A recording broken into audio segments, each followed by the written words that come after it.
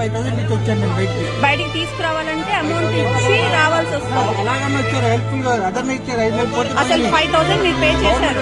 రాలేదు madam. Okay, నుంచి వచ్చాను. అవైతే రెస్క్యూ టీమ్ బోట్స్ కాదు, ప్రైవేట్ బోట్స్ వాళ్ళంతా.